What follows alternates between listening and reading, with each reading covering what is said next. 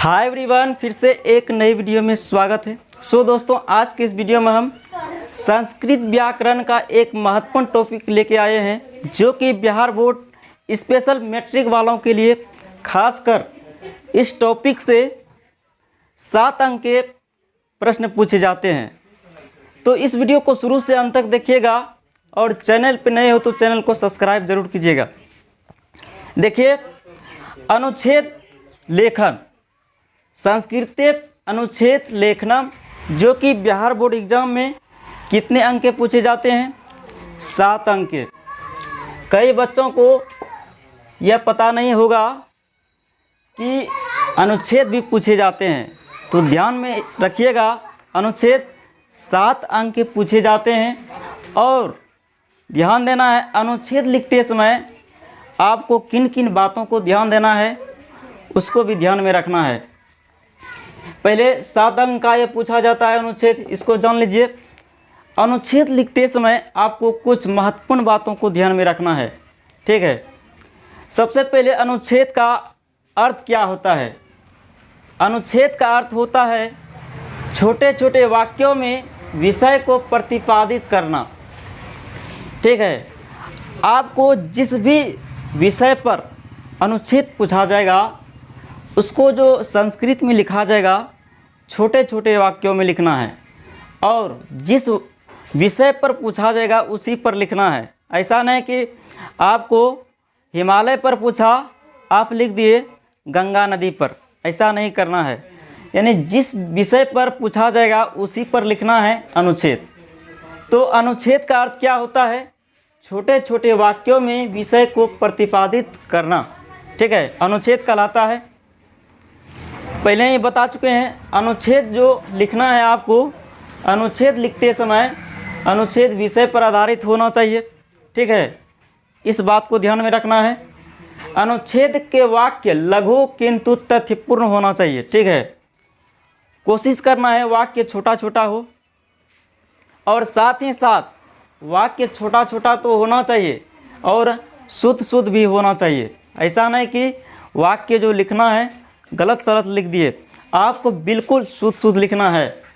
वाक्य सरल एवं सुबोध भाषा में होना चाहिए, एकदम वाक्य सरल सरल होना चाहिए, ठीक है। तो ये सब अनुच्छेद लिखते समय आपको इन बातों को ध्यान में रखना है। तो हमने इस वीडियो में पहला ये पार्ट 1 वीडियो है अनुच्छेद का, तो हमने गंगा नदी लिया है अनुच्छेद, और यह जो कई बार प्रश्न पूछा है अनुच्छेद, ठीक है। गंगा नदी एक बार नहीं, लगभग या 10 बार पूछा होगा, हर बार रिपीट किए गए हैं, तो आप ज़रूर समझिए, ठीक है। तो क्या बताए, अनुच्छेद लिखते समय वाक्य कैसा होना चाहिए?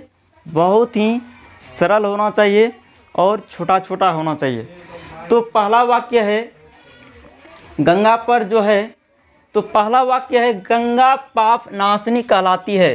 देखिए, आपको संस्कृत में ही यह अनुच्छेद लिखना है, ऐसा नहीं कि हिंदी में लिख देना है, ठीक। हिंदी में तो देखिए संस्कृत सब्जेक्ट है, तो आपको संस्कृत में अनुच्छेद लिखना है। तो ध्यान देना है, अनुच्छेद लिखते समय संस्कृत में क्वेश्चन आया है तो संस्कृत में ही अनुच्छेद लिखना है। तो गंगा पाप नाशनी कहलाती है। मन में देखिए, आपको मन में हिंदी वाक्य सोचना है, ठीक, और उसको संस्कृत में लिख देना है। हमने हिंदी इसलिए लिखे हैं आपको समझने में आसानी हो, इसीलिए यहाँ पर हम हिंदी वाक्य भी लिख दिए हैं, ठीक है। हमने कुल 8 वाक्य लिखे हैं, ठीक, लेकिन एग्ज़ाम में आपको 7 वाक्य ही लिखना है। तो इनमें से आपको जो पसंद आएगा, जो कि सरल सरल वाक्य है, आपको जल्दी से याद हो जाएगा, वह कॉपी में नोट कर लीजिएगा, ठीक है। जैसे गंगा पाप नाशनी कहलाती है, तो इसका संस्कृत बनाना है गंगा पाप नाशनी कथ्यते। गंगा पाप नाशनी कथ्यते, एक वाक्य हो गया। दूसरा वाक्य है यह हिमालय से निकलती है, तो इसका संस्कृत बनाना है इयम हिमालयात प्रभवति। इयम हिमालयात प्रभवति, या निसरती भी लिख सकते हैं, निसरती, ठीक है। तीसरा वाक्य है आपके सामने, गंगा सबसे पवित्र नदी है। गंगा सबसे पवित्र नदी है। तो इसका संस्कृत अनुवाद बनाना है, संस्कृत में लिखना है, गंगा पवित्रतमा नदी अस्ति।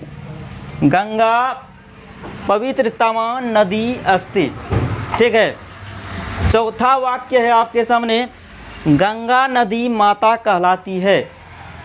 तो इसका संस्कृत बनाना है, गंगा नदी माता कथ्यते। गंगा नदी माता कथ्यते। पांचवा वाक्य है आपके सामने, गंगा का जल मीठा और पवित्र होता है। तो इसको संस्कृत में बनाना है आपको, गंगाया जलम मधुरम पवित्रा च भवति। गंगाया जलम मधुरम पवित्रा च भवति। ठीक है। छठा वाक्य है आपके सामने, यह पतित पावनी कही जाती है। तो आपको बनाना है इस तरह से, इयम पतित पावनी कथ्यते। ठीक है, इस तरह से लिख लोगे। उसके बाद सातवां वाक्य आपके सामने, यह नदियों में श्रेष्ठ है। यह नदियों में श्रेष्ठ है। तो इसका बनाना है आपको, यम नदीसु श्रेष्ठा अस्ति। बहुत ही सरल सरल वाक्य है और अनुच्छेद लिखने का नियम ही बता चुके हैं।